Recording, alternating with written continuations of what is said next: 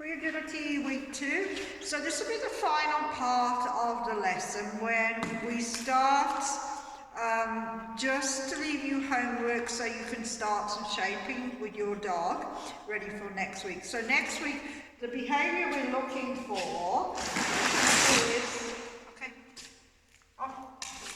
is that your dog can put their front feet on the stool, and while their front feet remain on the stool, what we're going to be doing is getting their back end to move. Okay, so my dog, obviously knows this really, really well. The one thing I don't want students to do is go home and keep pulling their dog to go onto the stool. What Lila just did, your dogs aren't going to do. What they'll probably do is just keep circling around the stool, and you'll end up getting into a tugging match with them. A few of you might be really lucky and the dog will just put their paws up. It does happen, but generally it doesn't. But what we're looking for, to make the behaviour much stronger, we want to be shaping it. So, throw away the stool, not throw away, but we don't need the stool for this week. Well, okay.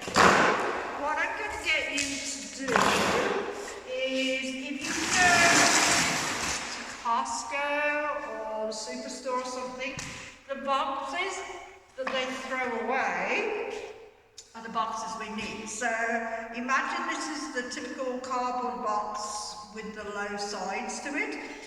I want you to start shaping your dog to go into the box. Now we can cheat in the early stages. This is also where your clicker comes in. I'll just make it look really, really easy. But to encourage your dog, what you're going to do is just put a treat in there. Just already. And we want your dogs to follow in and just put their front paws in the box. As soon as they get their front paws or even one paw in the box, you're going to catch that moment in time, okay? She knows it, but if this was just like an average dog, I'll put my foot on the leash, so hopefully I just slow it, yes. Okay. So if your dog did that, showed any kind of interest in the box, as soon as they show any kind of interest, you're going to click and treat. This is a table, so this is bigger than a box as well. Normally we want to work down to a box just round about that size. This is too big, this is too easy. Okay. So eventually I want to be able to put it on cue that I can just go in your box.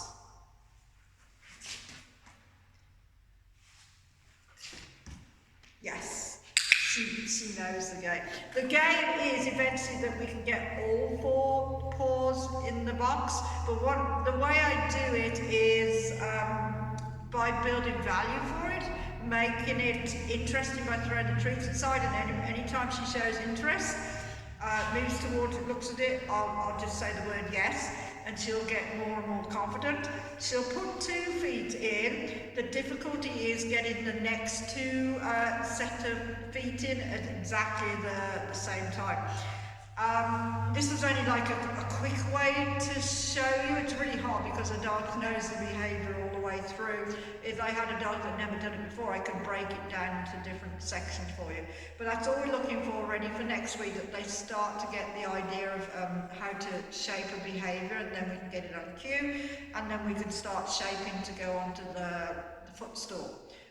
Normally I've got a big laundry basket. She does a really cute trick where she'll dive into but go and sit all 4 feet in the laundry basket. So you can have all sorts of fun, and shaping, you could literally teach a dog to ride a bicycle using shaping. It's a really good way to bring them on with their training.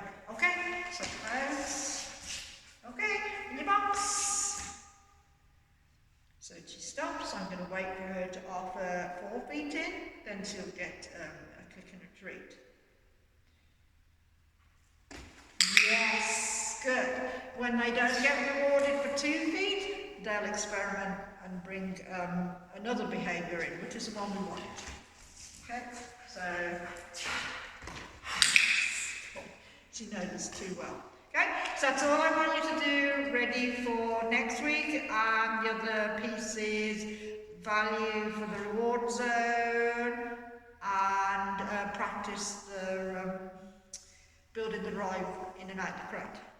Okay, good deal.